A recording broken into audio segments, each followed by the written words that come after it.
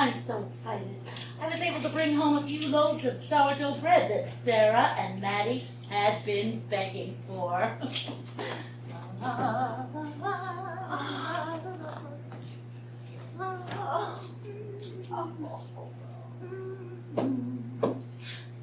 Excuse me, ma'am. Are you okay? Yes, I am fine. Are you sure? You look quite frazzled. Yes, I guess you could say that. It would be appropriate. What is the trouble? You see, my daughter, she is very sick and not so wealthy. I try pitch in for to pay medical bills, but only way to make coin is by sell objects at market. So I try very hard to grow beautiful strawberry bush. It finally bloomed 2 days ago, and I pick every last strawberry for to sell at market. But suddenly, fast little guy sped by and grabbed basket from hands. I try catch him up, but I am little rusty. Oh, I feel just awful. I have nothing else to make money from. I don't have much to help you except 3 big loaves of sourdough bread. It will be quite valuable at market. I'm the only baker in town that makes sourdough. Oh, you are sure? Well, I promised my kids, but you needed more. Oh, this is truly gift. You are sure I can sell this for my daughter? Of course. Oh, thank you. Thank you very much. Anything helps. Bless you. Bless you. Bless you.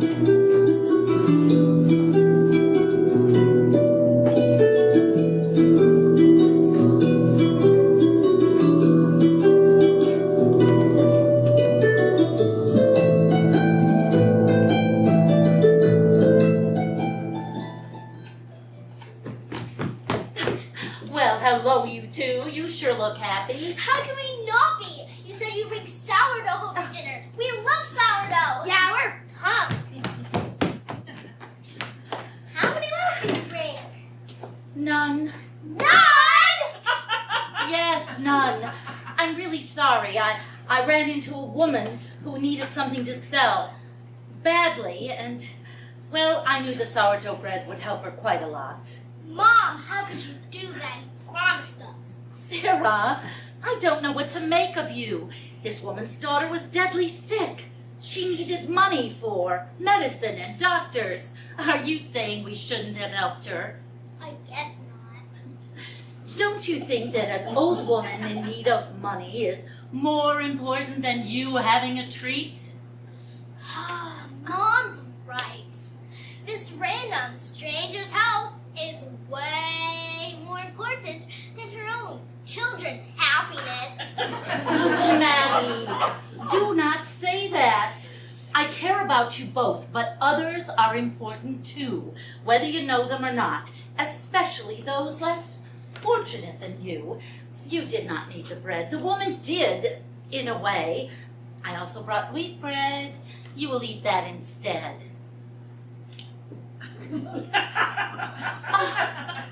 You still don't understand why I gave it away, do you? No. Maybe a story will help. Once upon a time, there was a princess named Princess Uma. Some called her Ungrateful Uma. Why? Because she never put anyone before her. She thought she was always number one, which isn't always true.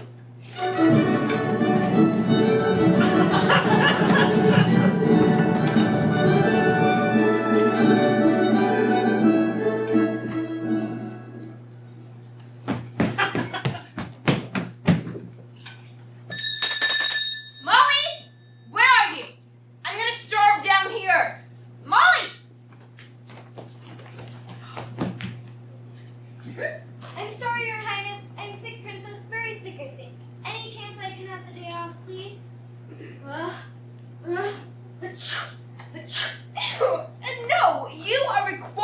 serve me at all times. I don't care what the case is. So get me something to eat.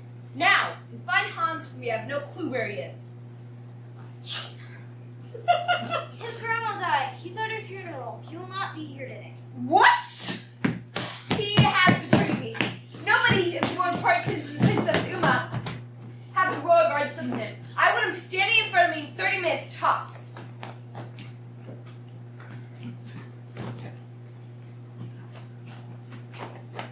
Princess Uma didn't care what her servants had wrong with them. She automatically thought she was more important than all of them, which of course wasn't true. So, just as Princess Uma had ordered, 25 minutes later, her butler Hans was standing before her. Hans, I am very disappointed in you, my fine sir. I'm sorry. I told the rest of the staff that I'd be absent. I thought they would have told you sooner, but I have an excuse. Excuse? Well, excuse me, because I think you have it all wrong. I am most important. More important than any death, more important than any sickness, and definitely more important than any of your excuses. We're sorry. We really are. I don't care anymore, Molly. You both will return to serve me. I'll choose your punishment later.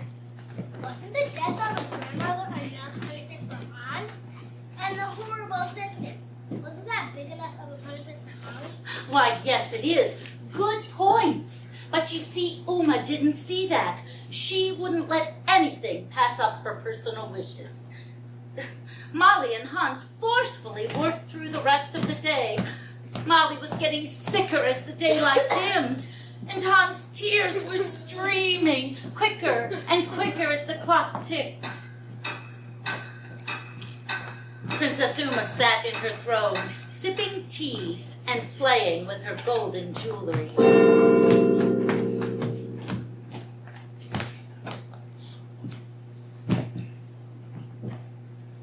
Your Majesty, it's 8 o'clock.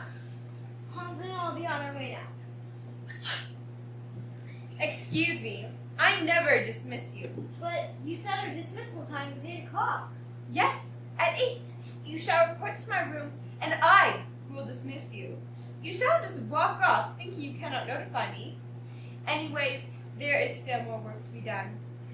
You must finish cleaning the castle's attic and basement. But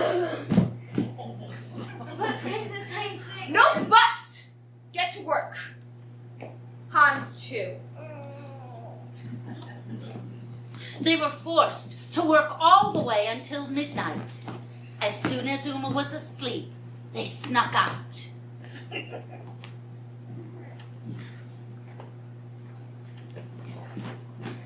How did Uma respond to that? Oh, not well. She made them work even harder the next day. And Molly was getting sicker. She worked them so hard that by the second week, Molly was deeply sick, and Hans was hungry, weak, and tired.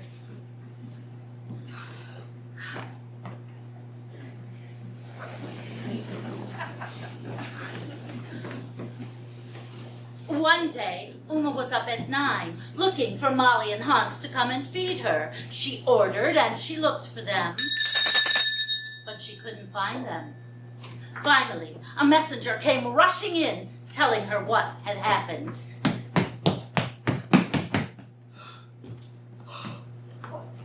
I'm afraid I have bad news. Your servants are in great illness. A villager found them shaking outside the palace last night around midnight. They looked asleep, but they were shivering so much it was hard to tell. The kind villager took them to the nurse, but she's afraid they may not make it. They're as hungry as ever, and it looks as if they've not been eating. Oh, great, the old I'm too sick to work trick. Not happening. Tell them to come back to me. At once. Unacceptable behavior by all my workers. I will not stand for this.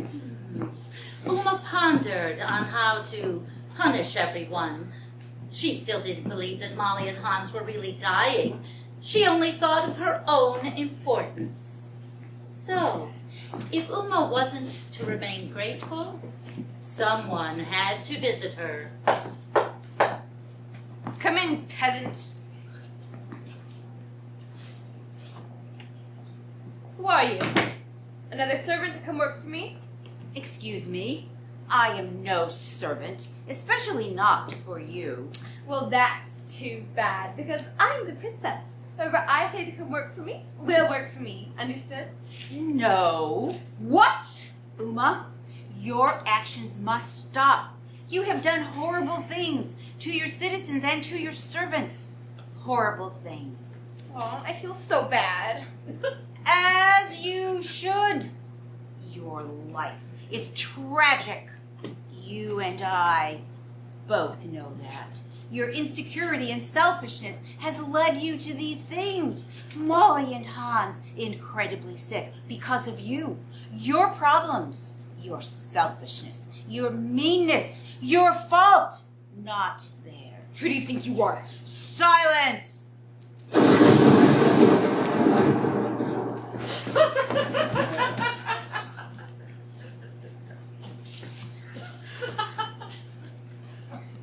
Who are you? The Wicked Witch from Snow White? Looks can be deceiving, do you not understand? I am a real princess from a faraway land, and you have been so selfish that even I have heard about it. No, do you not understand? I'm the princess! I'm the princess! If I must silence you to speak to you, I will. It could have been easier. I tried to talk with you, but you would not listen. Many before me have tried, but you have not changed. With that, you leave me no choice.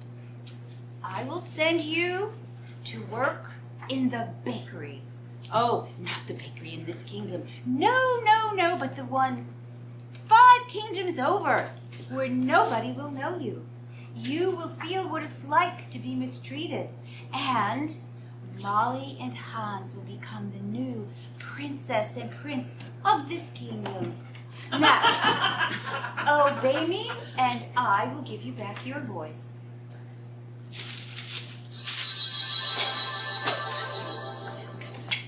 Who are you? I am a princess and fairy of fairness. And you, my friend, have not been fair, which is why your punishment is to go and feel unfairness.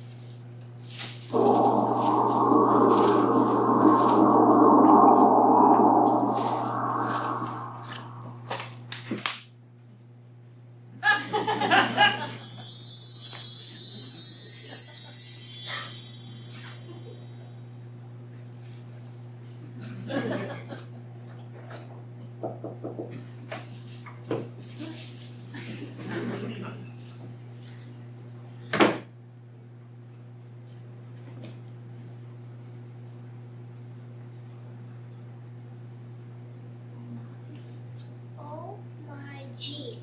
Uma got sent away from being unfair and selfish? Yes. Yes. That's rough. And some say that Uma was still ungrateful after that, and the Fairy of Fairness took her voice forever, so she could never complain again. Dear, I wouldn't want that happening to me. Oh, I'm sorry. I was ungrateful, wasn't I?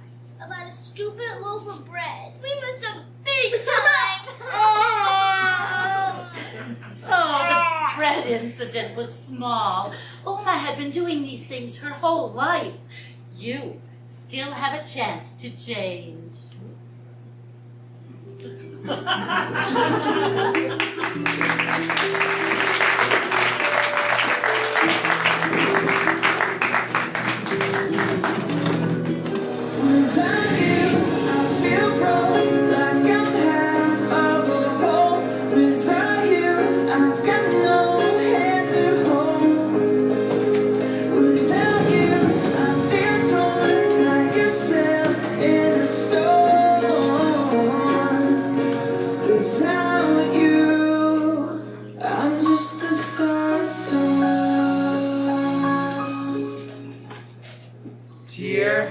Jarrett. Bridget. David. I know you probably don't want to hear from me right now. And I know we haven't talked in a while. Probably deleted my number, but I just had to say. I miss you. I think about you a lot, you know. Sometimes it's because I'll get in the car and hear our song on the radio, or because the girl who sits in front of me in psych wears the same intoxicatingly sweet grapefruit perfume that you do. Or because... I just needed a reason to think of you. And I know that's silly, and maybe I should just let it go. I should try to forget.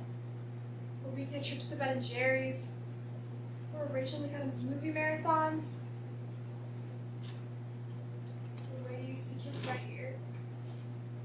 And I try to get myself to do it. I really, really do, but...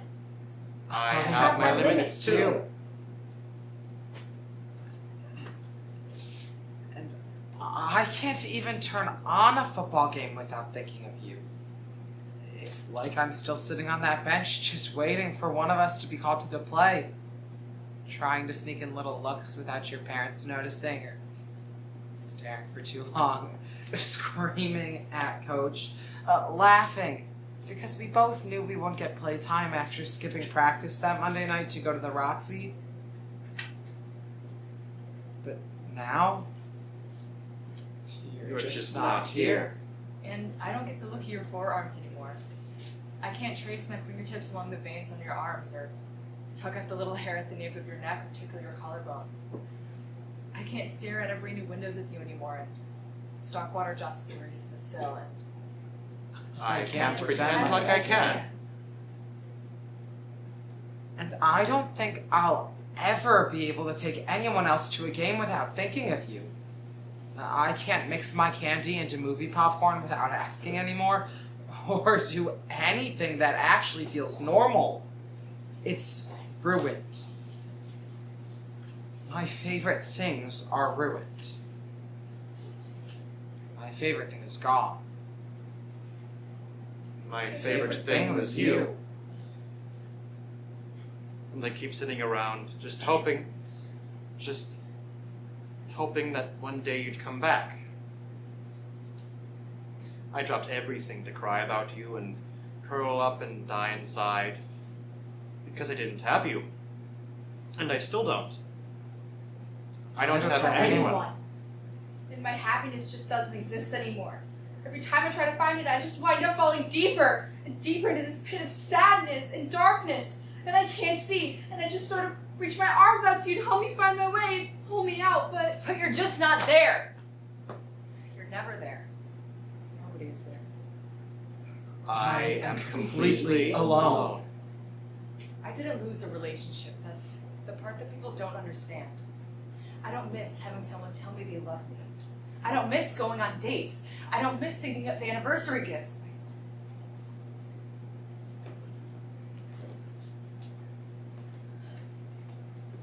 I miss having the one person in my life who knows me inside and out. I miss having someone to call. I miss watching goddamn movies and being able to relate to these couples that are just so close and in love. But I miss knowing that I wouldn't trade anything about us for anything I see on the screen. I lost my best friend.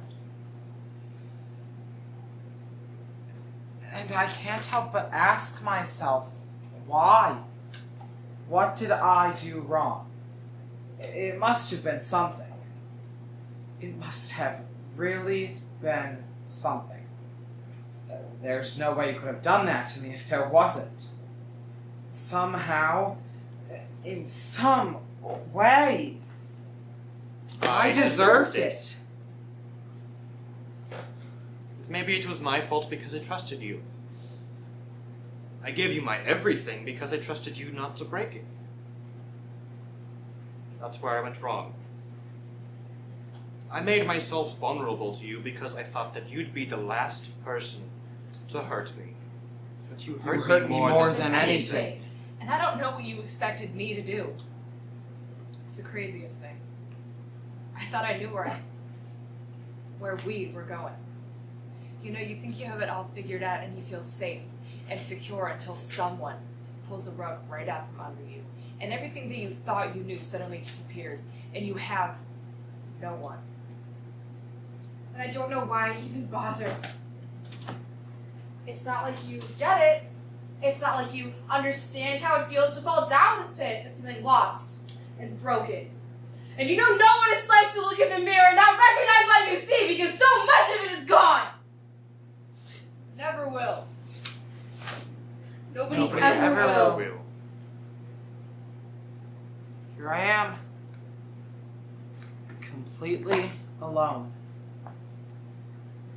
I have no one to talk to. At least no one who will understand what the hell is going on. No one who has ever experienced any of this before. So, how'd you do it? How did you bring yourself to do it? To just destroy me so easily and leave me here with no one to help or listen or understand. And what am I supposed to do now? Everyone says that they get it, or that they understand what I'm going through. People think they know what it feels like to have your heart and everything in it just torn out. But they don't. Nobody could possibly understand how it feels. With you.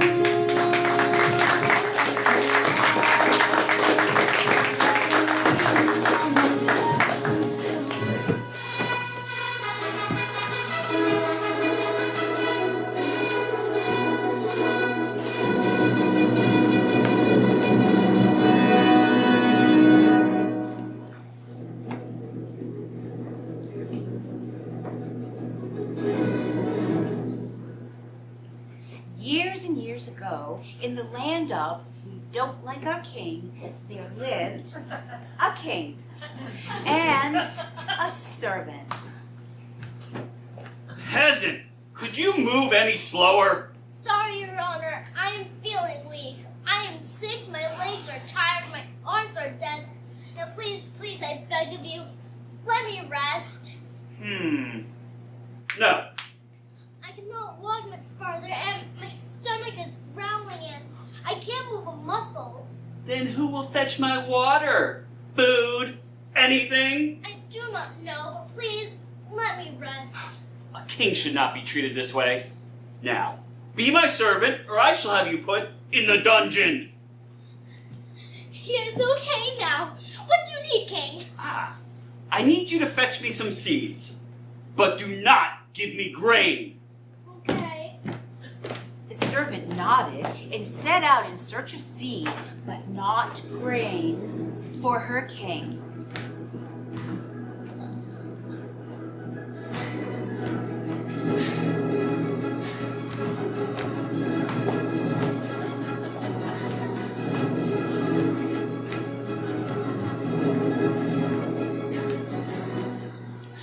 After days and days of traveling, the servant found a river where she lied down and drank cold water. I cannot walk much farther. Could I have? No? I mean, no. I'm fine. Where did you come from? Over there. I'm looking for some seeds. Do you know where I can find some? Why, yes, I have some. Great. Can I have some? I don't know. Can you have some? Yes. Well, no, really. It's may I have some seed. Oh, fine. All right, then. May I have some seed? Oh, well, since you asked so nicely, sure.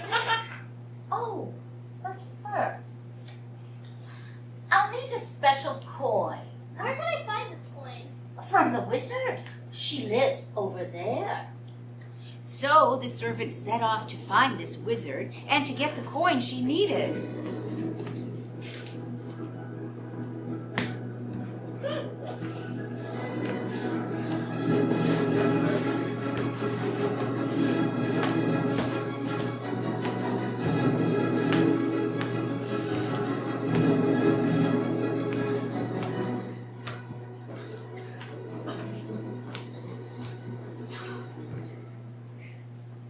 Here I am.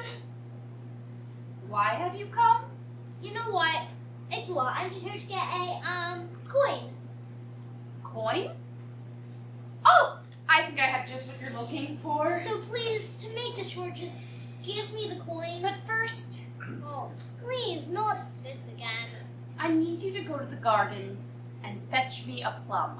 For your spells? No, I'm hungry. So the servant set off for the garden to fetch the hungry wizard a plum.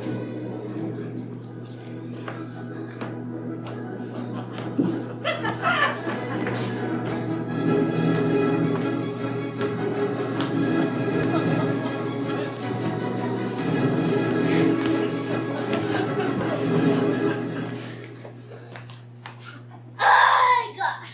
What do they give these things? Sounds like it's plumb from the ground. I might have an idea. So the servant went to fetch the rope and she brought it back to the garden. Now I just need a plan. You didn't think of a plan? No. Oh, idiot. Now what should I do to get this stupid plum from the ground? Tie the rope to the plum, throw the rope on the tree, and pull it. Oh, I just had the greatest idea just pop into my mind. What if I tie the rope to the plum, throw the rope on the tree, and pull on it? So I guess I just take this rope and swing it around this tree, then just pull. Ugh! Here we go. Now I just have to lift this up. And so the servant went back to the wizard's hut.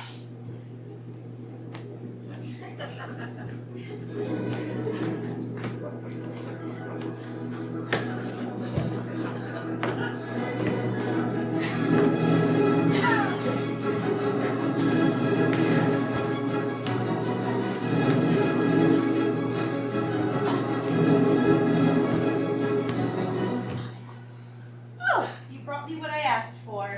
Thank you. Thanks, you're welcome. Now, can I just have this coin? I don't know. Can you have the coin? Oh, please, not this again. I guess I have to do it for the coin now, please. May I have the coin? No. No? No? What do you mean no? I did everything you asked for. If not you, you're plum. Don't you know how to take a joke? I'm just kidding. Now, let me get you the coin. Finally. Nothing. Here you go. So off went the servant to bring the coin to the villager.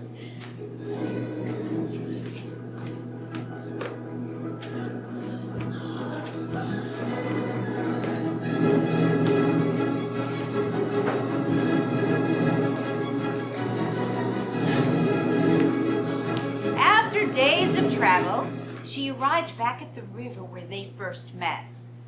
Where did you go? Here I am. Oh, okay, now. Right coin you asked for now. May I have the seed? Well, I guess I don't really care.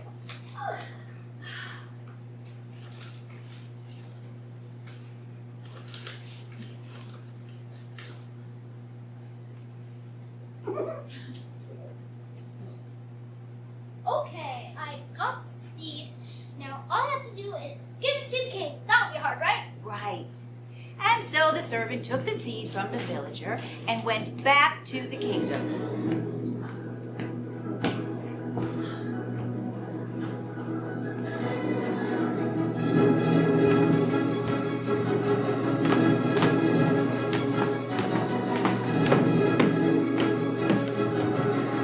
After more days, she finally arrived. Ah, you finally arrived. What took you so long? Well, you told me to get the seed, so I settled. A while later, So I gave the plum to the wizard who gave me the coin, then I gave it to the villager who gave me the seed, and then I finally arrived here. Ugh, excuses. I am starving. Now give me the seed. Oh. Oh, yum! Yum, yum! This is just delicious! Now I am quite thirsty. Go fetch me some water to wash this down.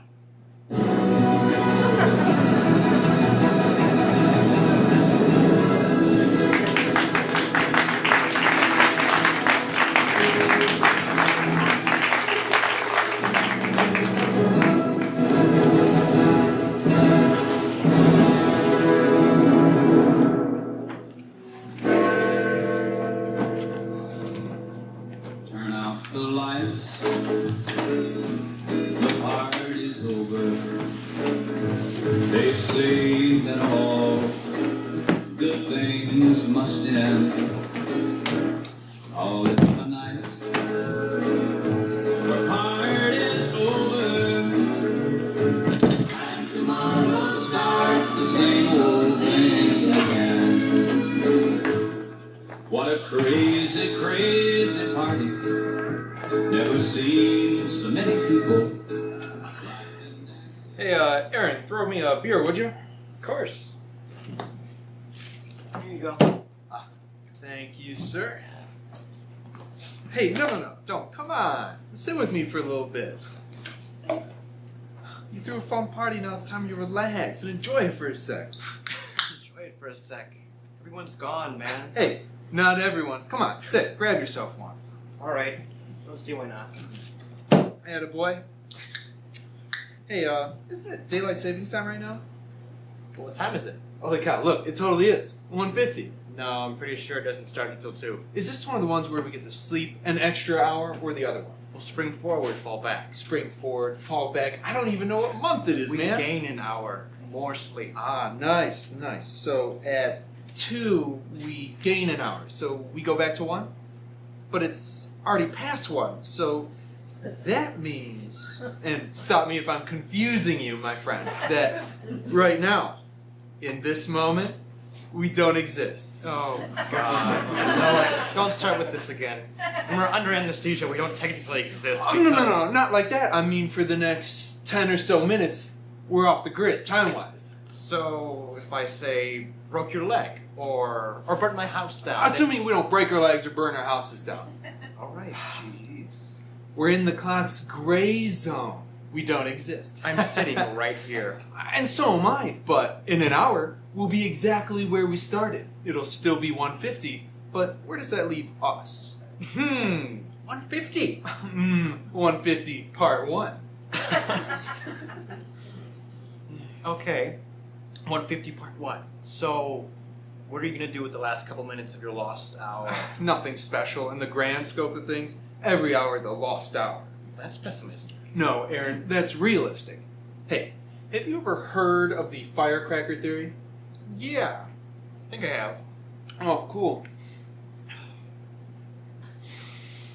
Actually, no, I haven't. Please go on. Okay, so imagine you're at Disneyland, right? Or Legoland, whichever's your favorite, and they tell you that Sorry, continue. Okay, so they tell you they've hidden a firecracker somewhere in the park, and it's set to go off at some random time between now and the end of time. Wait, but don't firecrackers have like fuses or something? You know when it's Just about okay. So your job, along with everyone else in the park, is to snap a photo of the firecracker right as it goes off. to mean explosion. Bingo. So this task, it poses 2 issues. One, infinite space, or relatively infinite space. Disney's pretty huge. So what if I choose Legoland? Shut up. So, essentially, you're looking for this tiny, hidden firecracker in this ginormous park. There's no guarantee you're ever going to find it. And then there's, issue 2. Even if you do find the firecracker and you have everyone gathered ready to snap a photo, you may not get it. People's reflexes may not be quick enough, or it could go off in 6 billion years and catch you totally by surprise. You never can tell with the firecrackers, they scare me. So chances are you missed the firecrackers. So what? Get this, you ready? We are the firecracker. Oh, Boo, boo. Come on. I mean, think about it. The universe is infinite, both in time and space. and the Earth's only been around for a few billion years and will probably be around for a few billion more, because of global warming and stuff like that. That's no time at all. At all. And, Aaron, we're tiny. We're just a tiny blue planet in a milky galaxy in the middle of nowhere. Oh, I get it. So we're in too big a space for anyone to find us. Right, and even if they could find us, we're just burning up too quick. Life here's just too finite, They won't be quick enough to take a photo of us. I kind of always wanted to be an alien. Me too. But, when you think of us like that, a firecracker, it's hard to say that any hour isn't lost. They just go by so quick. Gone. I hope not. I kind of like my life. Yeah. Well, anyways, tell me, how's Cassie? Good. Good. She's great. Everything is great. How are things with Georgia? Oh, Georgia. Yeah. Georgia. Smooth. Things are going, good. Yeah. Aaron, they should make this a national holiday. You can do whatever you want, like the purge. Minus the murder, an hour a year, I could get a few things off my chest without worrying what other people might think. No, if you made this a holiday, it'd ruin it. Because this hour is different. You can't assign a time to it. If you made it a holiday, you'd be able to reference it, talk about what happened last daylight savings day. It'd make it real. So I've convinced you, though, right now, we don't exist. Well, in the spirit of our non-existence, I think I'll make a phone call. Probably a bad idea. Not time for good advice, it's raining. Who are you calling? Hey, Georgia, it's me. Listen, I've been meaning to... Hey, get up! It's not a matter of life and death, it's just get off, let go, man. It's just that I've been trying to tell you that I don't love you anymore. I've been trying to tell you I'm wasting your time. The hell are you thinking? I don't know. I don't know if I ever loved her. I lie to her. I lie to myself. I lie to everyone 24 hours a day. 24 is enough.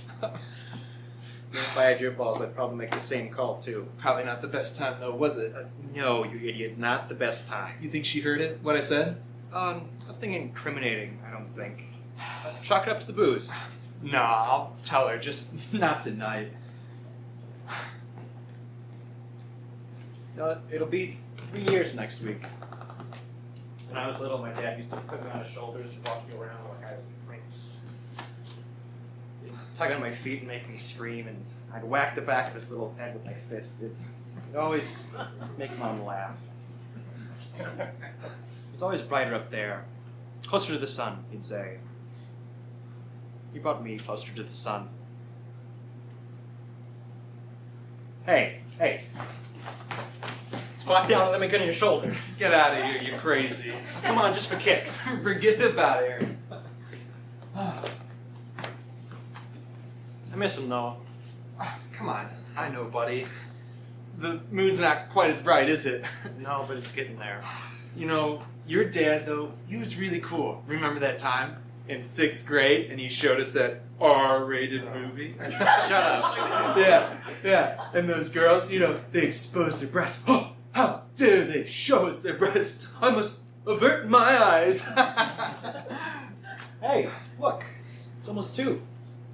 Time sure flies, Noah. Happy fallback hour. Aaron, you're a great guy. Come here. Whoa. Cassie. I'm sorry. I have a girlfriend. And so do you. A girlfriend. I'm sorry. I know. What are we doing? I'm sorry. It's my fault. I just needed someone to know. I needed you to know. I just need to have a friend by my side. I don't know what to say. I mean, it's my fault, too. Hey, look at this. It reset. We can forget about it. Let it disappear. Yeah, just because the clock won't remember it doesn't mean it didn't happen. I'm doesn't sorry. mean it wasn't supposed to happen. Doesn't mean it didn't mean anything. Oh, well, Aaron, throw me another beer, would you? Oh, voila. Oh, thank you, sir. I should probably get to bed. Hey, man, it's only 1. You threw a fun little party, now it's time you relax. and enjoy it for a sec.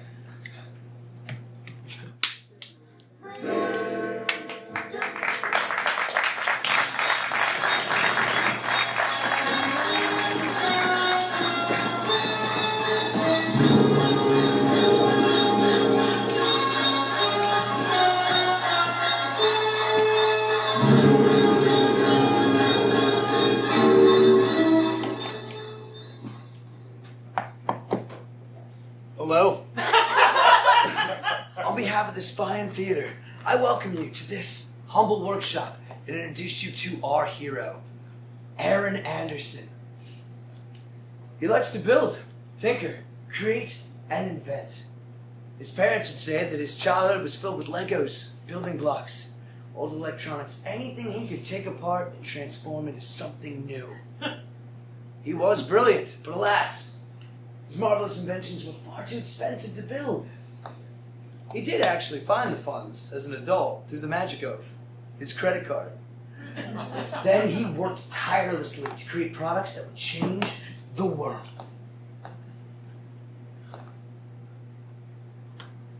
Beatrice, could you hand me a screwdriver? Sure, the tiny one, the super tiny one, or the super ultra tiny one? The super ultra tiny one. Thanks. Sure. And this is our heroine, Beatrice Bennett. She is Aaron's best friend, girlfriend, and partner. They share a passion.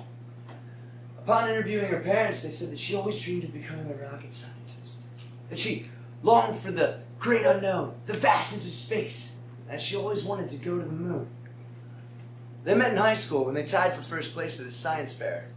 They've been in a relationship ever since. What are you doing with that sock? Can I see that for just 1 second?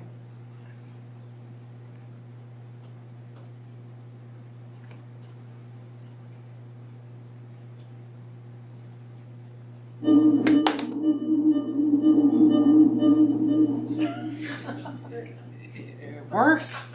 It works. You're the best, Beatrice. What is it, Aaron? These are game-changing, Beatrice. Game-changing. They will forever change the way we interact with our reality. Beatrice Bennett, I present you with Internet-enabled socks.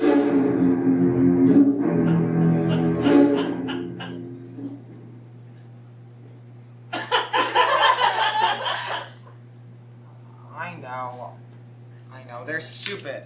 They probably wouldn't sell anyways. Nothing of mine ever does. I'm sure they'll do great. Look, how about we outsource production? It's a startup. Inventive Inventions. They're looking for new gadgets to produce. You should pitch the socks to them. Inventive Inventions? Where did you get this? They opened last week. I found the card at the library.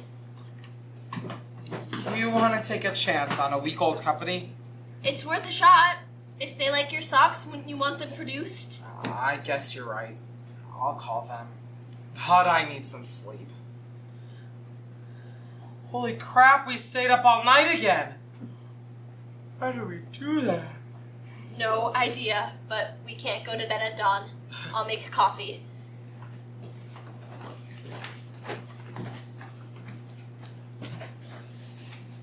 And despite Aaron's doubts, this was it.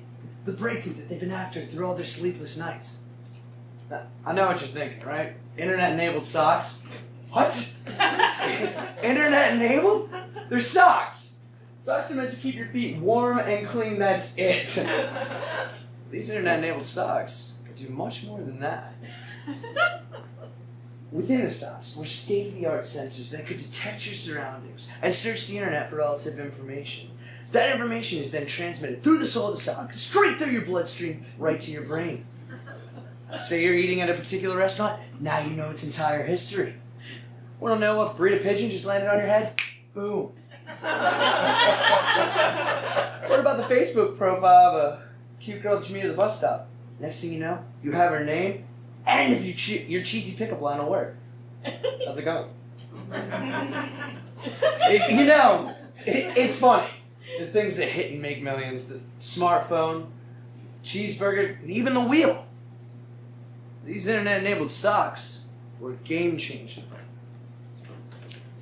Could be game-changing. Yes. Uh-huh. Uh-huh. Uh-huh. Yes. You're serious? That's great. I'll get a prototype ready right away. Yes. Good news? Well, I pitched the socks to Inventive Inventions, and the CEO expressed some interest. Yay! Didn't I tell you? I'm to send them a prototype, and they'll test them and mass produce them if they like them, and we'll split the profits 50-50.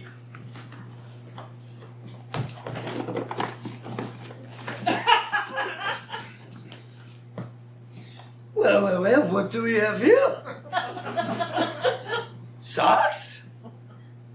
I have seen socks before. These must be good socks. No? Well, they're internet-enabled. Internet-enabled? That's fascinating. I must find the dressing room. I'm sorry. A dressing room? For socks? Oui, Monsieur, I do not believe you'd like to see my feet. Au revoir. I don't think we'll be wanting those socks back.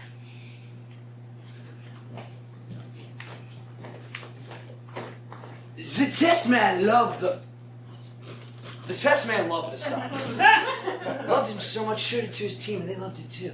So much so that Inventive Inventions made it their top priority for marketing and manufacturing. And boy, did those socks sell. They made billions.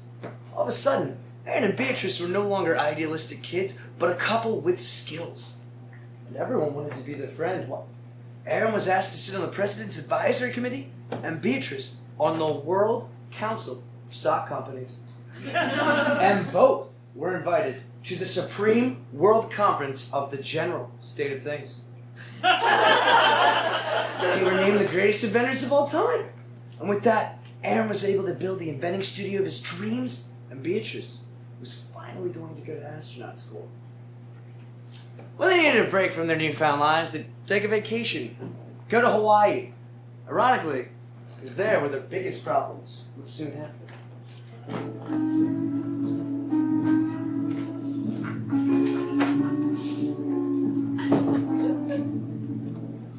Isn't the sunset so beautiful? I mean, I know, it's the same sun that sets at home, but this one's just so red, so Hawaiian, so romantic, you know? Yes, romantic. And look, the moon's coming out too. Do you really think I'll make it through?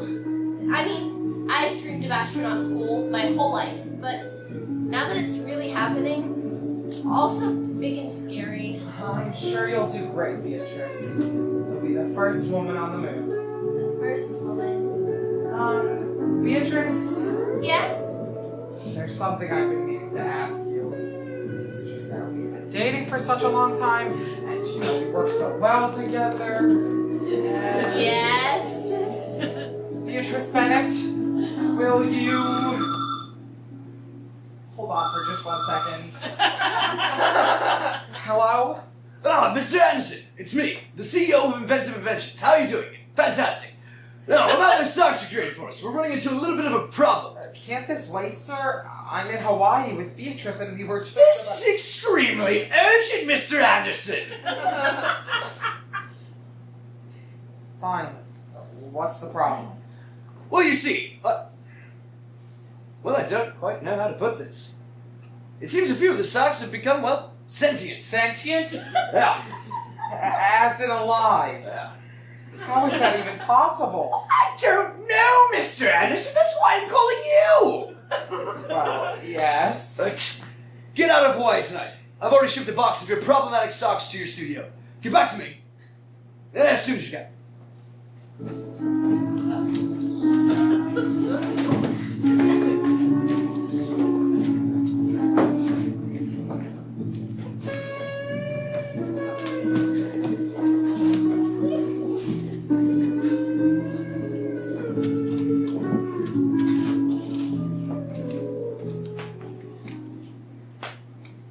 Now, let's see what the problem is.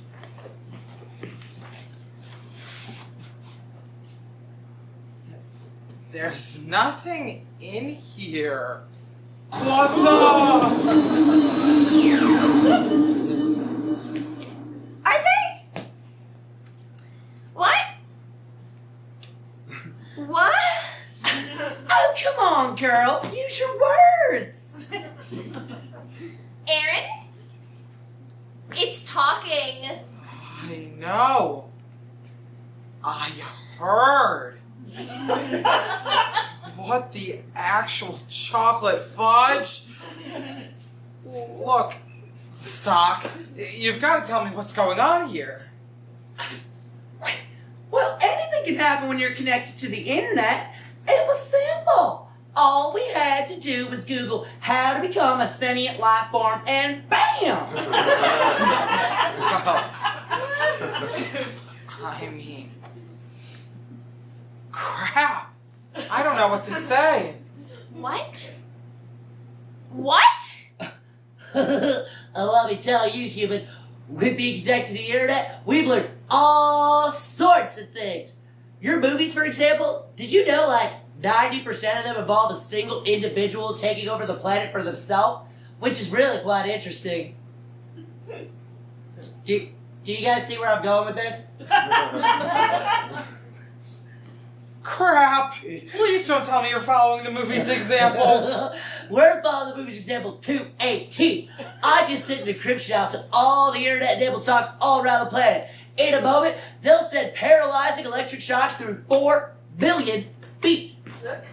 With like 2 billion humans out just like that, the survivors will be in a panic. It'll be so easy to take over the world. Aaron, they're serious. Oh no, what have I done? Oh, quite a lot, Shug. Quite a lot. Just thank your lucky stars that you're in sandals. My feet! Beatrice! Take that! Take that!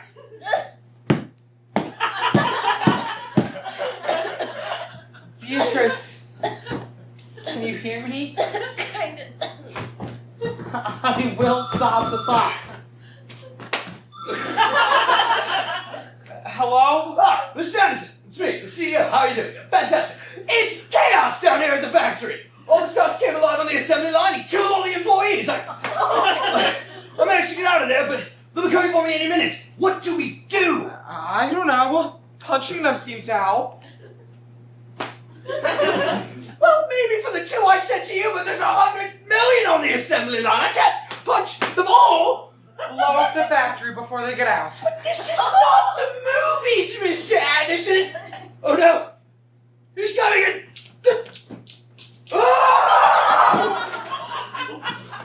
Oh no. What am I going to do?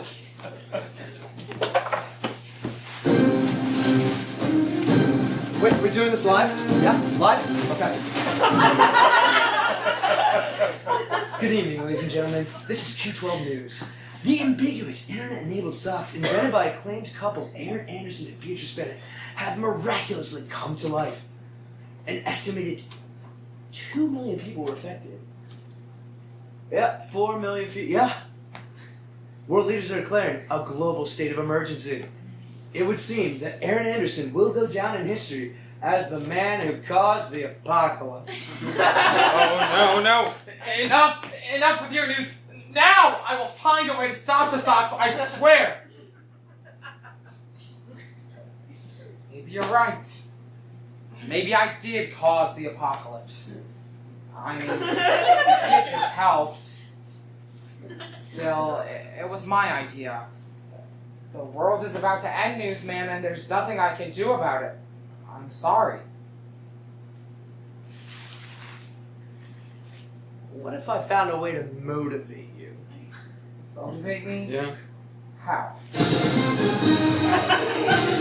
Breaking news, ladies and gentlemen. Aaron Anderson has promised to single-handedly end the apocalypse. What?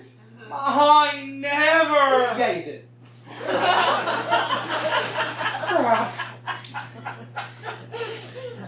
How'd you do it again? A message telling all the socks to attack. That was it. I hope this works. Hey! What are you doing? I'm ending your apocalypse. Isn't that obvious? What? You can't do that! You can't do that! I won't let you! Too late. No! Oh, the horror! Oh, the humanity! Oh, the stock man! What'd you even do? I hacked the Wi-Fi chip and sent a kill signal to all the socks. It's over. No! This isn't how it was supposed to go! Everything always went so smoothly for the people trying to take over the planet in the movies. You're forgetting one thing. What's that? No matter how smoothly their world takeover went, or how well they planned it out, in the end they always lost. I mean, it's the most critical part of the... You skipped that, didn't you? Oh, this isn't over, cutie human. I'm not going down without a fight. You'll never win. Never! Activating self-destruct! Wait, what? Self-destruct? I never gave you that capability. I gave it to myself. 5. Just hang on a sec, Sock. Just how big is this explosion going to be? Gigantic. 4. But it's not fatal, though, as in I'll survive it, right? Unlikely. 3. I have to get Beatrice to safety. You'll die together. 2. Beatrice! 1!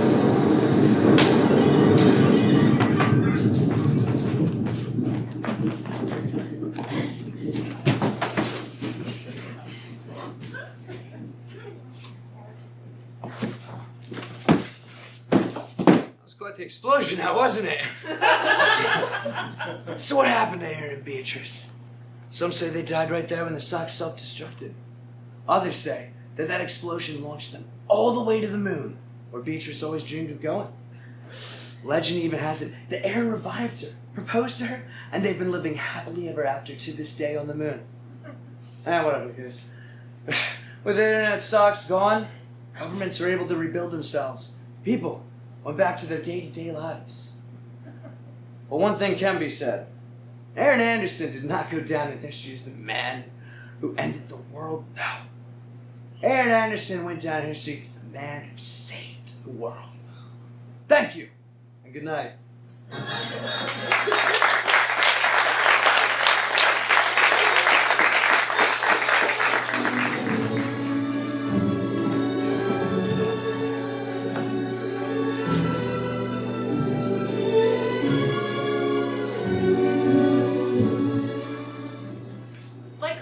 Stories, we start with Once Upon a Time. As I set the scene, think of the woods in summertime, where a small simple cottage sits on a hill, where the days are warm and the wind is still. A sour old woman watches her garden grow, thinking of her daughter who just wanted to go. But in this story, that young girl is a star, as she dreamed to travel to a place oh so far. For she has always felt like her mother's pawn. Now this is the story of Azalea and the Swan. Days seem to go on forever in here. I just wish that my mother could see that I could do so much more. That I could see places that have never been. Oh, Azalea! You missed a spot. Are you good for anything? I'm so sorry, Mother, but it's just a spot. Do you really think it's such a big deal? I haven't even finished cleaning yet. Azalea! You dare to speak back to me? It's a wonder I haven't cut out your tongue. Or is this task too menial for you? Go get the buckets and find me some fresh water. Yes, of course, Mother. My apologies. And so, Azalea journeyed after their quarrel until in that pond she found something abnormal. On the small pond at the cusp of dawn, she met a creature named Sam the Swan.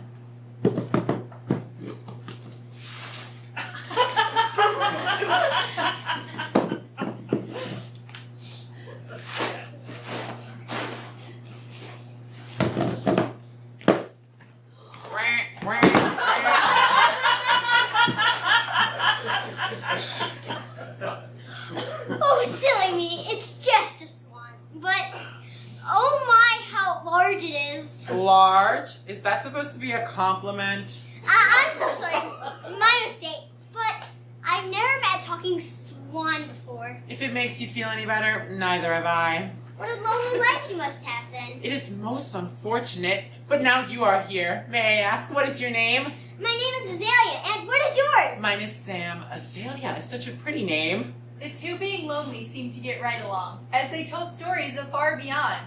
Sam told how he'd flown to huge molten rocks that spouted out lava in hot, burning shocks. But Azalea had nothing, for she hadn't traveled far. In fact, she exclaimed, hardly out of my yard. Sam, taken aback, had an idea come to him, an idea that just wasn't to sit and swim. I don't think I could live and stay in one place. The only thing that makes me happy anymore is seeing distant lands and creatures. Why don't you ride on my back? I could show you the oceans, mountains, and valleys that seem to interest you. Oh, that would be lovely! But I should be heading back to my mother. She's already angry at me. It will only be a few minutes. There are river valleys not far from here, where the fish seem to fly out of the water. And only a few miles south, there's a village with the best bakery in town. Well, if it's only a few minutes, I guess I could go. But just for that long, my mother will soon wonder where I am. Azalea soaked into every place she could see, especially liking a single willow tree. For the trees seemed to all look the same at home, where the trees had the same name. The village smelled of cinnamon and bread as Azalea wished to go down and tread. But soon, hours felt like minutes, and those minutes were quickly finished. By the time they got back, the sun had almost set, and Azalea ran home, already in her mother's death. I'm so sorry, Sam. I have to go. I said a few minutes, and it's already been a few hours. My mother will be furious. When will I see you again? I've had such fun. I don't know, Sam. Hopefully again.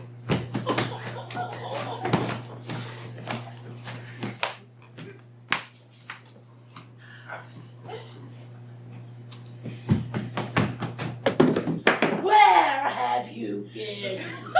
Does it really take that long to get 2 buckets of water? I'm so sorry, Mother.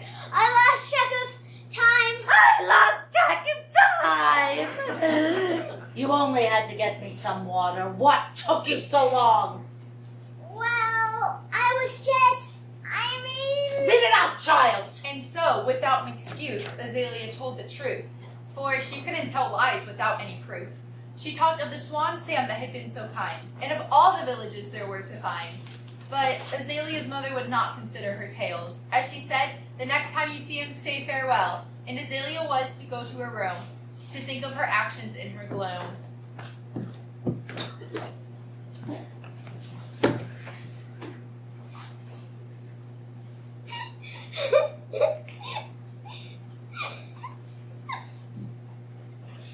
She treats me as if I'm nothing but her mate. And I guess I am in a lot of ways, for I never do anything other than slave after her every day.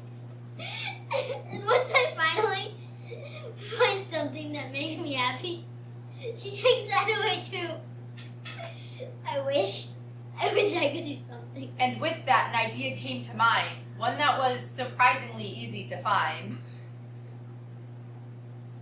Mother! Yes, girl? Why don't I say goodbye to Sam now? I wouldn't want him to come here and disturb you just to see where I've been. That's the first smart thing you said today. Stop weeping and get moving! Yes, of course, Mother.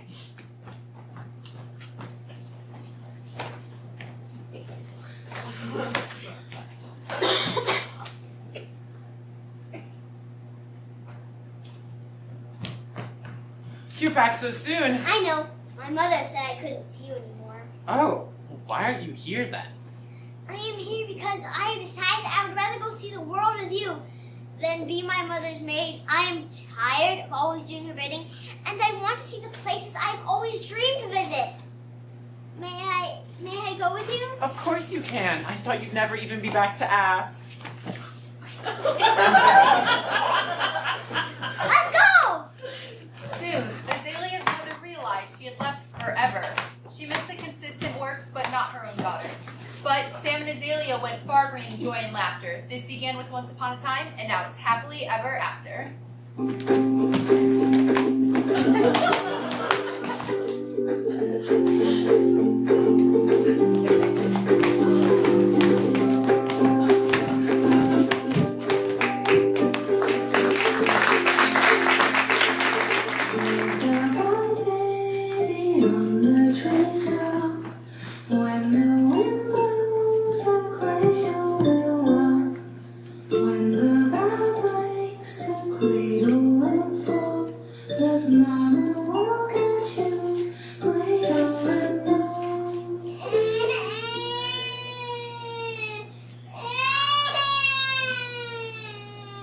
Hi there, baby. I'm your mommy. I held you in my belly for 9 months. Yeah, you don't know how long that is, but just know that it's a long time to have something growing inside of you. And I'm going to be by your side for the rest of your life.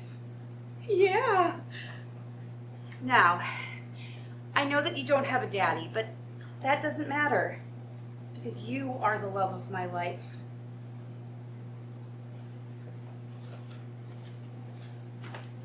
Whatever happens, I will never stop loving you. I promise, Quinn.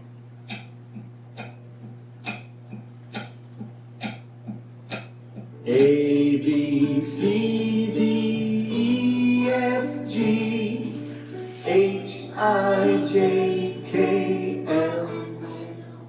Quinn, you're my bestest friend, and I don't care what happens, you will always be my bestest friend. And if a bully ever tries to pick on you, I'll make sure they'll never do it again. And I promise, Quinn, that you will never be sad. And even if you're sad, I'll tell you jokes and you won't be sad anymore. Okay?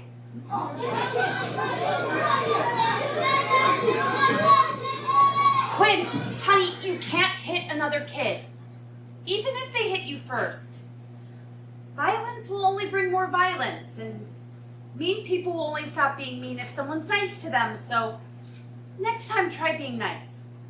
And don't you ever mess with my best friend again! No, I'm sorry. I can't take you anywhere today. I worked 3 shifts. I'm tired and I need a nap. So, my dad says we're gonna be moving. I won't be able to see you anymore. But I'll write to you every day, or week, at least. And when I'm old enough to drive, I'll come and visit you.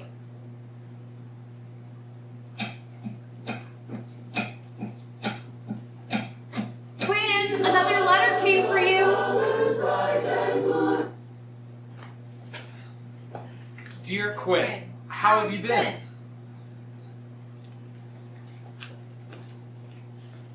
Dear Quinn, how have you been? No, I'm sorry. You haven't gotten another letter. But I bet you will soon, though.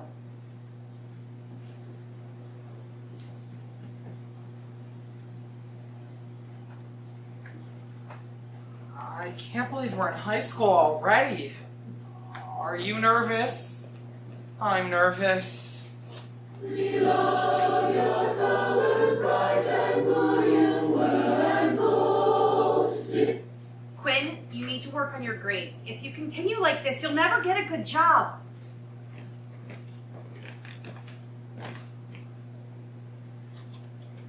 Hey, Quinn. So the other day, stupid Stacy told me that you two were dating. I mean, what kind of person does she think she is? Don't worry. I'll set her straight. Quinn, you cannot be sneaking out of the house without my permission. What if something happened? What if there was an accident and I couldn't help?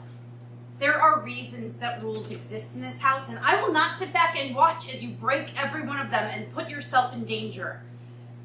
You're grounded until you can get your grades back up. You're going to miss our Valentine's Day date? Really? First Stacy and now this? I am sick of all of your lies. No, I don't care what excuse you give. You obviously don't care about me enough to be with me. Fine, okay. That was 2 strikes. 1 more strike and I'm out. 1, 2, 3 strikes, you're out at the old ball game.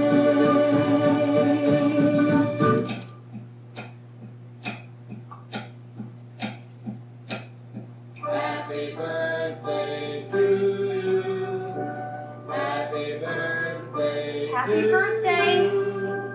I know that you've been having a hard time lately, but I'm still right here by your side.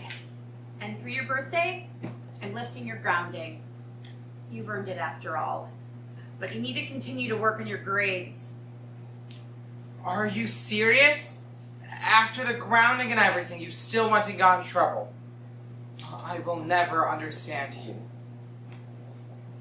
With all the money that you caused me, with all your shenanigans, I'm sorry, but you're just gonna have to go to a state university. I can't afford anything more than that. This is on you. So, I think that because we're going to be going to college on 2 different sides of the country, we should break up. Long distance relationships never work.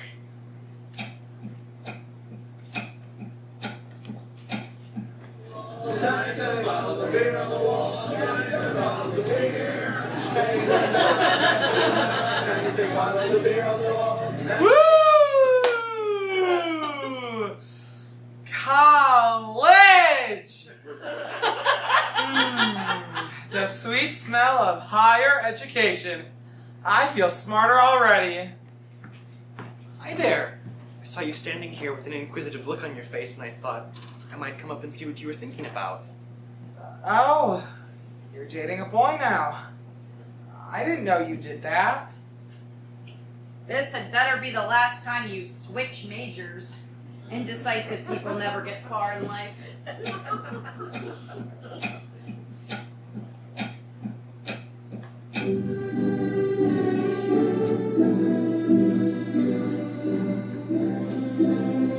Hello. Congratulations on your graduation. I wanted to talk about the other night. What was up with that? I've never seen you so angry. What do you plan to do for a job? I mean, working in fast food will tie you over for a little bit, but if you're ever going to start a family, you're going to need to do more. You treat me like crap and you only seem to care about what you get out of this relationship. I'm sick of it. We're breaking up. So, I got a job. It's a few states away, but it's my dream job. I really wish I could stay here with you, but this is an offer I can't turn down.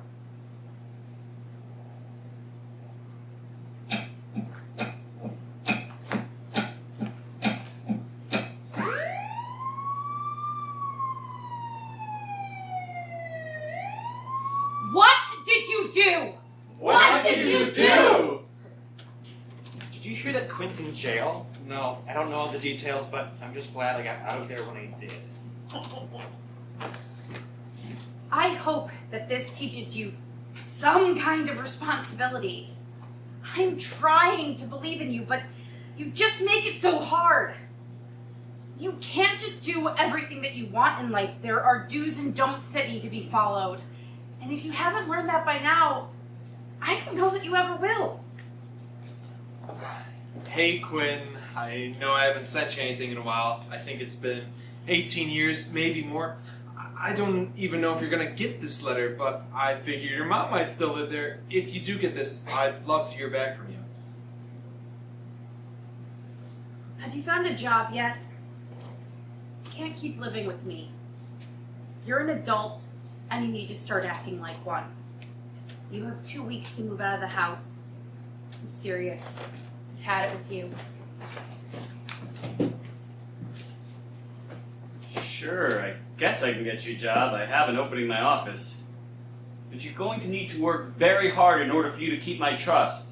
I know you're going through a lot lately, but I can't let things slide with you. You're going to need to be on your best behavior.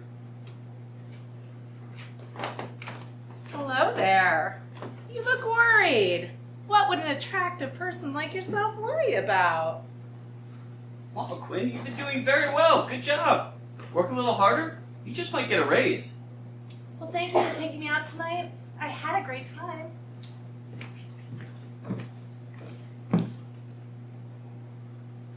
Quinn, how have you been? I haven't seen you in forever. I've heard some interesting things about you, but you look like you're doing great. I'm glad to hear that life's going well for you.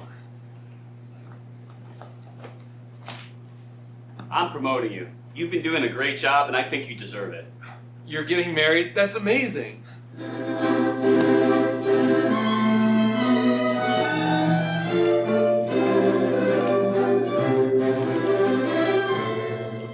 I promise to have and to hold you through sickness and through health, in wealth and in poverty, till death do us part.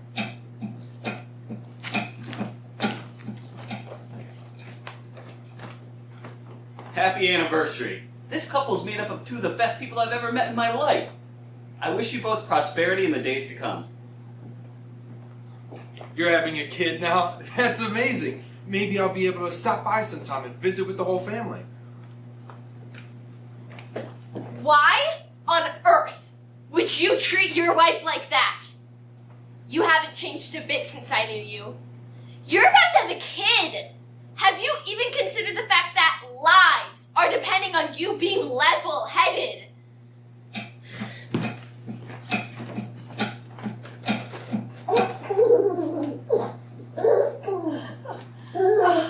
Look at this little sweetheart.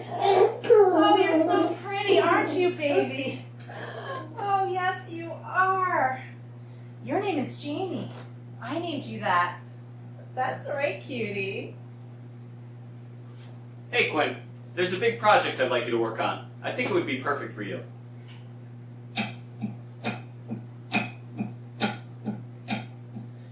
Quinn, would you please come downstairs and see Jamie on her birthday? You've been so engulfed in your work recently, we hardly remember what you look like.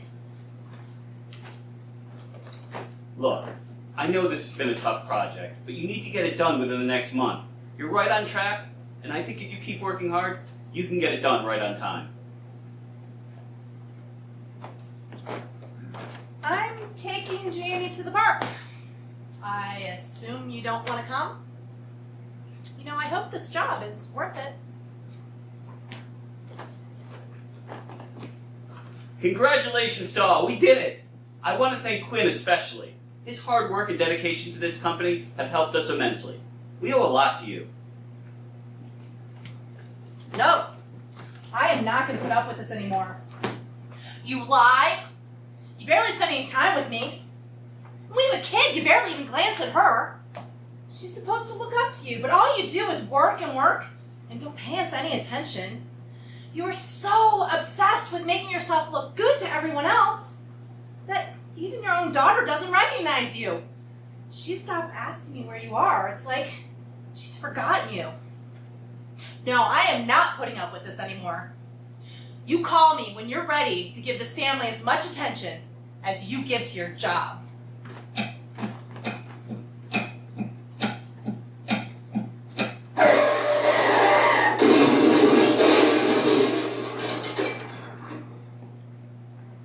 Quinn's wife was just killed in a car accident. Hey, Quinn. How are you doing? I have a casserole for you downstairs, and I also bought some ice cream for Jamie. She'd like to see you. Listen, I know you're going through a lot right now, but Jamie needs someone. She can't be left alone. She's just a kid. If you need anything, I'm here for you. And everyone in the office sends their condolences and hopes you feel better soon. I'll be downstairs for a while, if you don't mind. If you want anything, you can just call.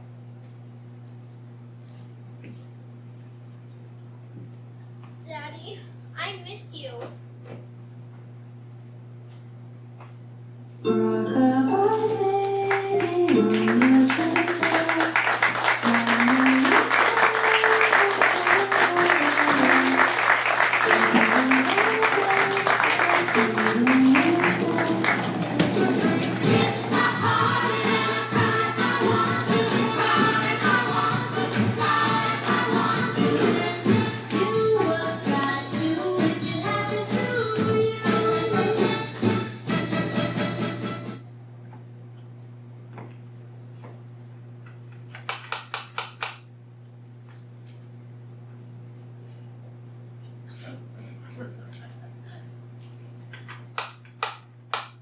Lee, I'm not here right now. I brought you something, Lee. I already told you. I mean, Lee isn't home.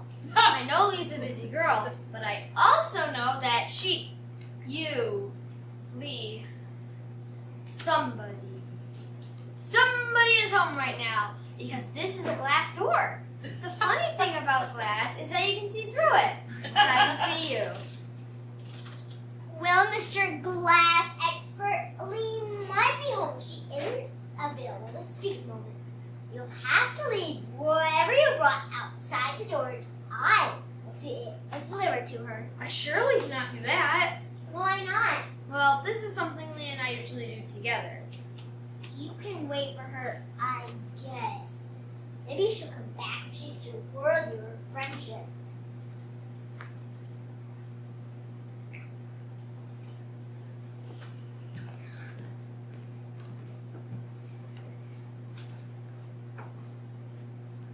Wow, double digits. You must feel old. I'm sure Lee does, but she's not here right now. I know. I'll just wait for her to come back.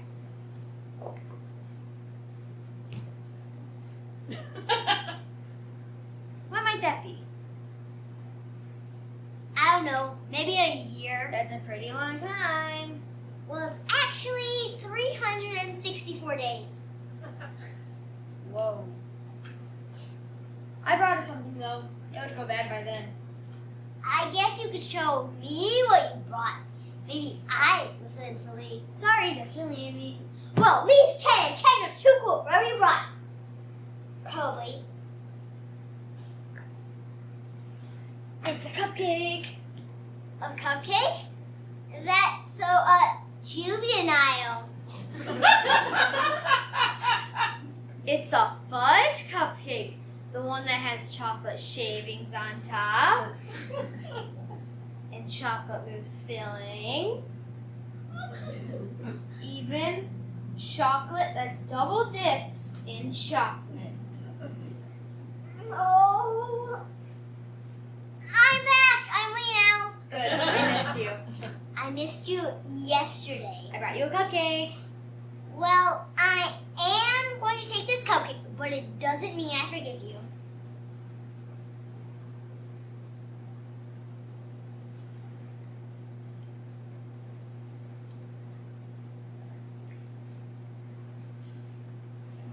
Yum. Did you have fun at your party? No. Didn't your mom order you an ice cream cake? Yeah, the cake was really good. Then why did you have fun? I couldn't eat it all. Didn't you share with the kids in our class? No. It's going to be big playground gossip that you wouldn't share cake with the kids at your party. They already don't like me, so why does that matter? I'm already big on gossip topic.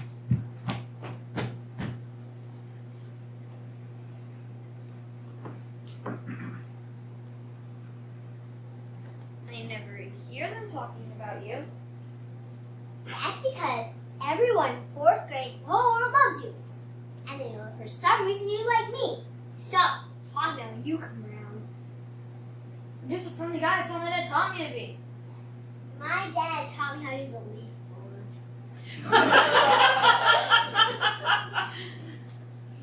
If the kids at school saw your leaf blowing skills, you'd be the most popular girl in school. You have amazing precision when blowing leaves into Miss Lamb's yard. Thank you, I know. But it's still not going to help you rub the winter cake with because of your party. I didn't have to. I know you didn't have to, but they probably brought you presents and all. No. They didn't bring me presents. So you wouldn't give them cake because they didn't bring you presents? No. I didn't give them cake because they didn't bring themselves either.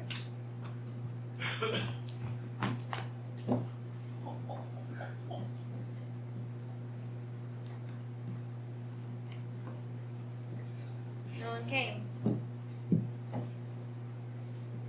No, I didn't think they would. My mom just made like the whole class. She thinks I need more friends. I really only wanted you to come. Then you didn't come either. So I ate the cake by myself, and my mom said me happy birthday, and maybe with a dumb hat she always makes me wear.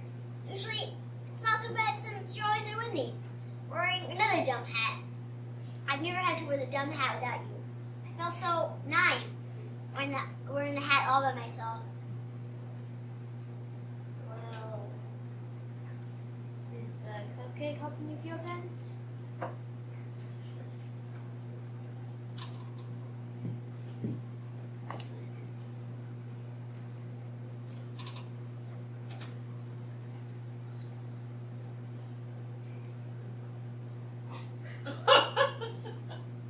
And that's when no one came. I don't see why. Cupcake is the only reason I'd come.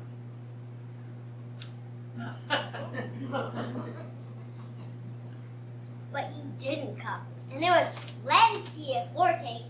That's why I came today. Lee's gonna leave soon. This is making her sad. Okay. But before she goes, can you give her this? Hey!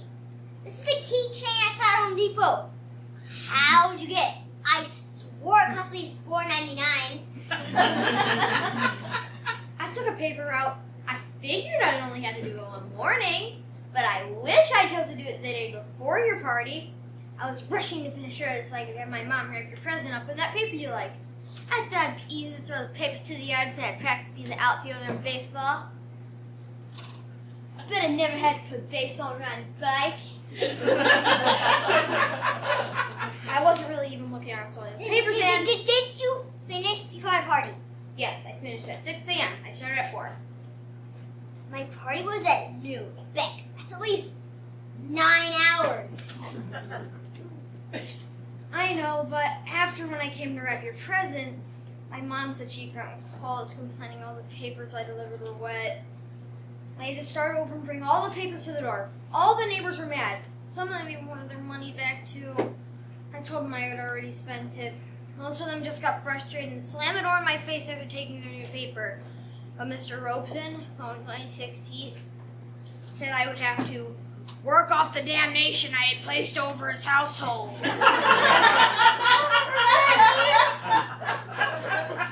Anyway, I had to help him weed and plant his garden. It took me at least 9 hours.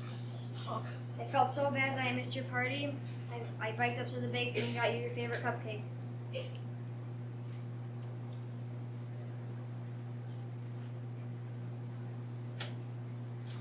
You're the best friend I could ever ask for. So are you, Lee.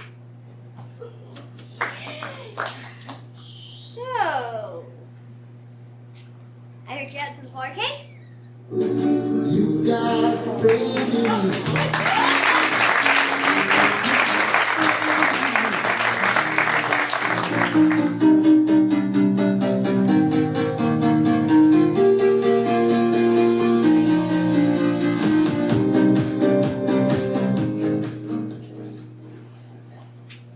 Once upon a time.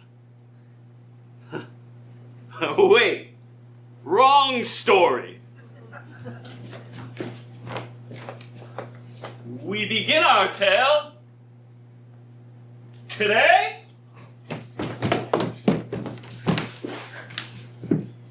So, are you ready to finish the scripting for our video game?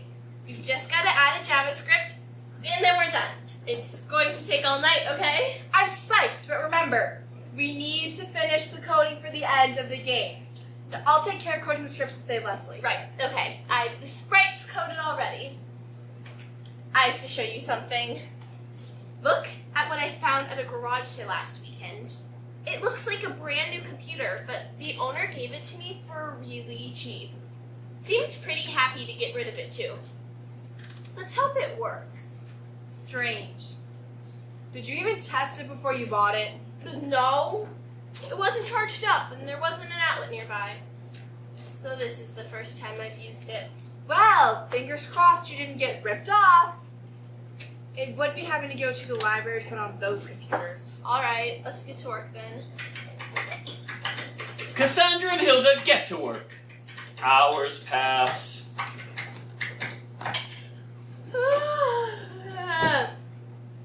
I'm getting kind of tired, but the scripting isn't even halfway done. Hey, what's this button do? I didn't even see it when we first opened the computer, and it's never been on any of the keyboards at the library. That's because those computers are older than my grandma.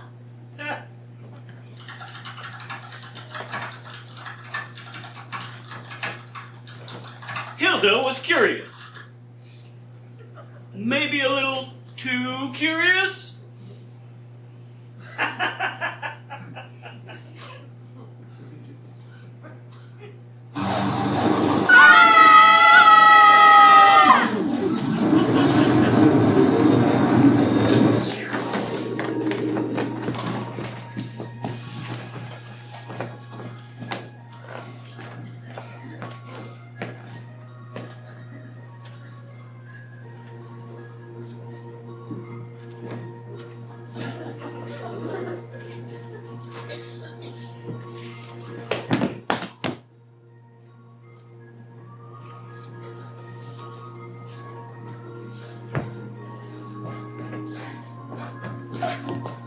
Cassandra? Cassandra, wake up! We must have fallen asleep last night when we were finishing the JavaScript. Greetings, travelers. I'm Rufus. Would you like to begin your journey? What? Would you like to begin your journey? Cassandra, what's going on? Would you like to begin your journey? No! I would not like to begin my journey. Would you like to begin your journey?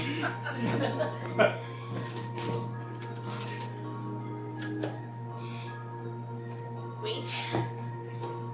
Rufus is one of the characters I created in our video game. He starts the game by asking to start the quest. Would you like to begin your quest? Enough already! I will begin the journey. Okay. Take these. Our ruler, Leslie, has been captured. We need your help to rescue Leslie by defeating all the monsters that are spawned in this realm. To do so, you must challenge and defeat other players, which will increase your experience, raising your level, helping you to defeat the monsters that have spawned. Once all the monsters have been defeated, the castle gates will open, and you can rescue Leslie. Good luck, travelers. We're in our game, Hilda. It took you that long to figure that out. And so, Hilda and Cassandra begin their journey, looking for players to challenge. Hilda! Look. Okay, I want to upgrade my weapon before we challenge her, so let's just walk behind her and come back later. Great idea, but let's be quiet about it.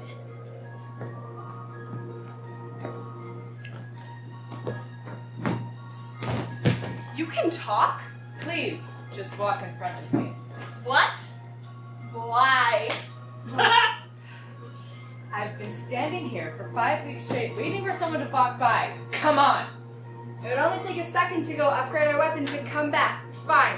Whatever, we'll challenge and defeat you now if you want to battle that badly. You! I challenge you to a battle. Wow!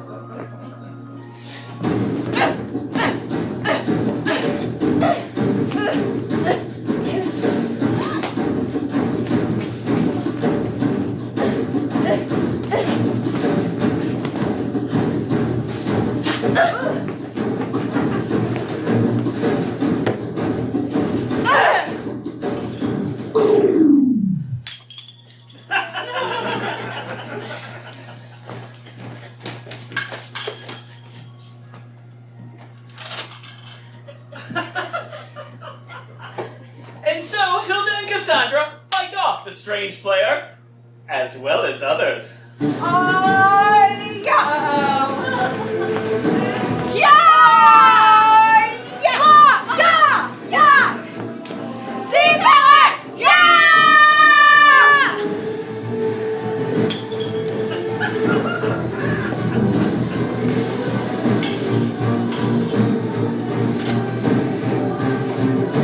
They fought monsters and completed side quests.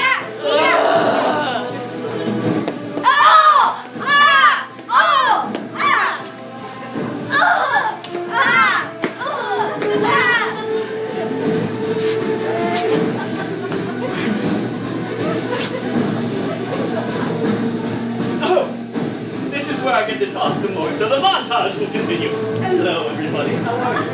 I found just what you've been after.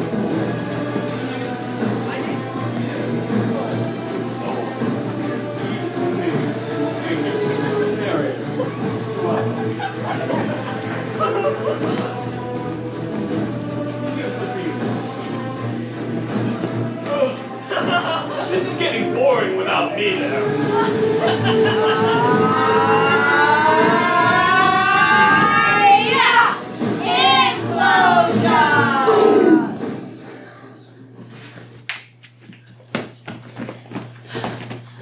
Look! We're here! We're at the castle gate! And look, the gate's been opened. And we've defeated all the monsters in the realm. You there! Who, me? Yes! You! Come with us! But I tell the story. I'm not in the story. Change of plans. We need you to go inside the castle and be a distraction in case there are any more monsters. Because, I forgot how many monsters I could. I've always dreamed of a starring role! And so, Hilda and Cassandra continue their quest with the handsome and brave and smart and talented and humorous and brave and so very handsome and daring and valiant and brave and so extremely handsome narrator who tells this story so... What on earth are you doing? I'm doing my job in telling the story.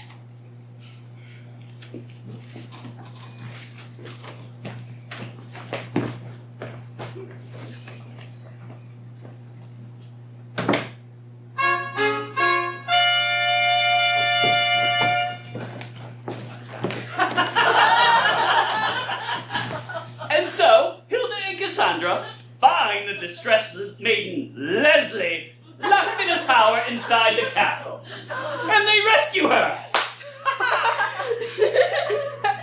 You're not a very observant narrator, are you? What do you mean? You saved Leslie, the damsel in distress. Oh my, you're a male. Are you implying that only females need to be rescued? What century is this? Sir, apologies. I always just considered Leslie more of a feminine name, and I just assumed that you were, with a name like that, a girl. What can I say? It's a family name. You know, not all girls and women need or even want to be rescued, and sometimes boys and men need rescuing too. Thank you, Hilda. And thank you, Cassandra, for rescuing me. I applaud your bravery and your skill. This wasn't part of the script.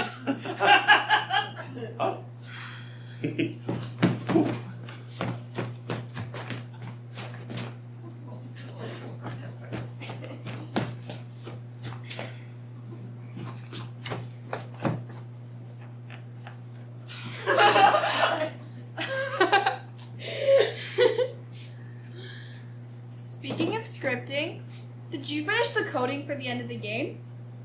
I thought you were supposed to finish the coding.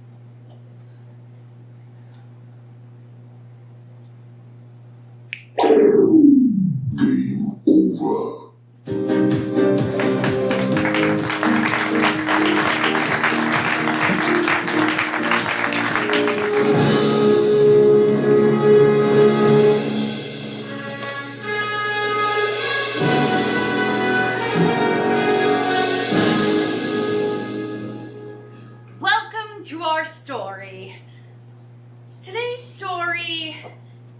strange one.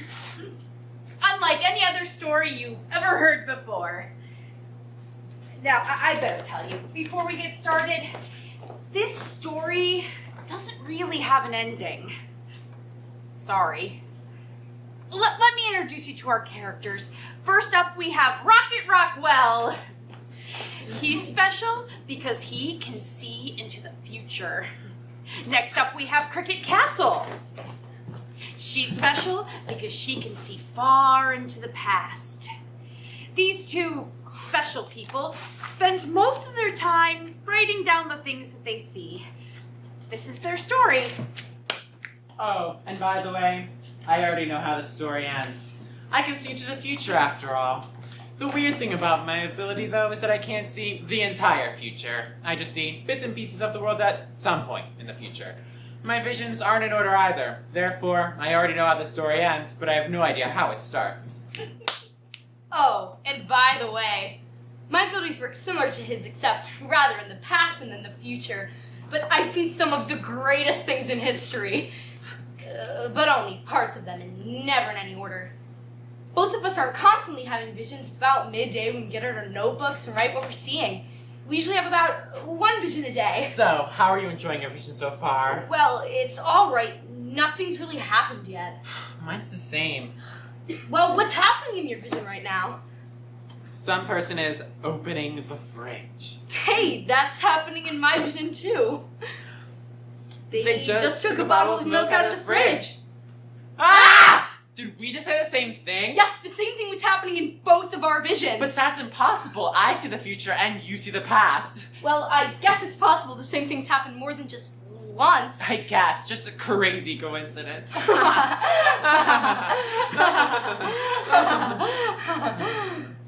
Yeah, coincidence, because there's no way we could be seeing the exact same thing.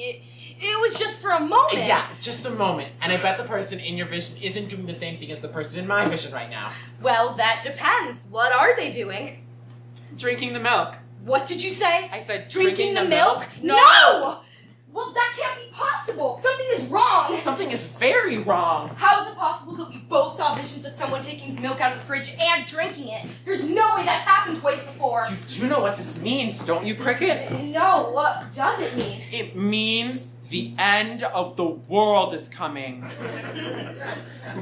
The end of the world? Of course, the future and the past are closing in on themselves, creating the present. No, the end of the world. Well, what should we do? There's nothing we can do. Are you sure there has to be something? Like what? We can call the government and warn them. Call the government? Yes, I have them on speed dial. You have the government on speed dial? Can you please stop questioning everything I say? Sorry, well, what are we waiting for? Call the government. I don't remember their number. I thought you had them on speed dial. What's a speed dial? Never mind, the government wouldn't be able to help us anyway. Maybe not. But I know someone who can. Who? The narrator, of course. Of course, let's summon the narrator and get her to stop the end of the world. Hey, narrator! You called? Yes, we need your help. We need you to stop the end of the world. The end of the world? But the story just started. Yes, and we don't want it to end yet. You have to help us. Can't you stop the world from ending? I don't know. I've never had to deal with anything like that before. How do you know that it's the end of the world? Well, we both saw visions of someone drinking milk. So we figured it could only mean one thing. The world is closing in on itself, of course. But how am I supposed to stop it? Well, you are the storyteller. Can't you think of a different ending? That's a good idea. I can do that. Hurry, we never know when the end of the world might come. Oh, okay. I've got it.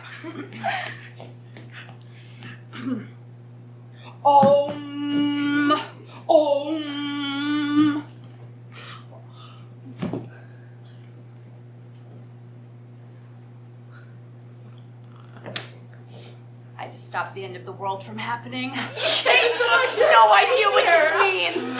My pleasure. Enjoyed the rest of the story. Bye-bye. Well, I'm glad that problem is over. Yeah, and to think the world almost ended. I'm glad we saw that vision. Oh, yeah, the vision. I've been caught in all this apocalyptic nonsense. I forgot to pay attention to the vision. I did that too.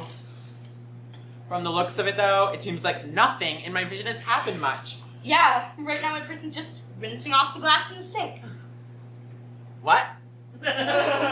Well, my person's rinsing off their... What color is the glass? Well, it's blue! No, mine is a blue glass too! Well, that can't be possible. We just got the narrator to stop the end of the world. This can only mean one thing. It's a huge coincidence! No! It means the end of the world is inevitable. There's nothing we, or the government, or even the narrator can do about it. Anything but that! Maybe it's just us. Maybe it's our brains that are having trouble with the visions, not the whole world. No way. The world is ending, and that's that. Well, maybe we're seeing different people. What's the person in your vision look like? I can't tell. The vision is from their point of view. I only see their hands. Please tell me your person isn't wearing red nail polish and a silver ring. That's exactly what my person is wearing. Well, you must be right then. This really is the end. And there's nothing we could do about it. Sad face. What? I said there's nothing we could do about it. No, after that. Sad face? Yes, that. What does that mean? Oh, I don't know. I was just expressing my sadness about the end of the world. Well, okay, but I could have just known you were sad by looking at your face. You didn't have to say the word sad face. Well, I was just Don't saying. defend yourself! You didn't even give me a chance to. Good, because you have no proof. Proof of what? That you didn't say it? I'm not trying to prove that. I know I said it. Well, there you go. I was just saying. Look, don't! Never say anything again. You don't risk saying something stupid like sad face ever again. Oh, leave me alone. I don't know why I said it. I just did. No, because you still... You've been arguing for too long. Nobody even cares about this. It's getting boring. Now, come on. Come on, let's get back to the important stuff. You know, inevitable apocalypse and all that. Oh, yeah, I'd almost forgotten. The end of the world, of course. That's right, we need a plan. A plan? To stop the end of the world from coming. But it's inevitable. Oh, yeah, I forgot that. Well, when is the end coming? The end of the world? No, the end of the story. I'm not sure. Oh, maybe our visions can tell us. I don't think so. My vision ended already and nothing ever happened. Mine did the same thing. Well, what should we do now? We should probably go outside and warn everyone about the end of the world. You're right, we should probably do that. So, remember when I said that this story doesn't really have an ending? Yeah, I wasn't kidding. I mean, we could continue like this, but, you know, I think we're just going to end it here because, well, I don't care about the end. Do you two have anything you'd like to share with the audience? Yes, I would just like to say goodbye. I prefer to say see you later. Oh, and by the way, my vision wasn't really exactly the same as hers. I just wanted to cause some excitement.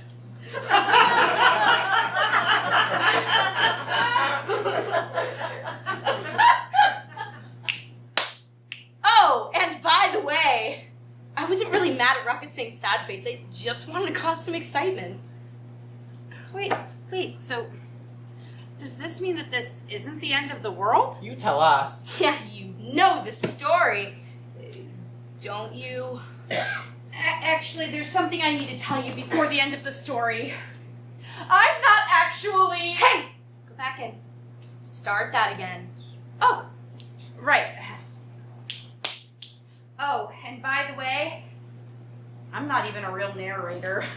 I have no idea what this story is. I just made up that stuff about you two having visions. I just wanted to cause some excitement. Oh, and by the way, the end. It's the end of the world.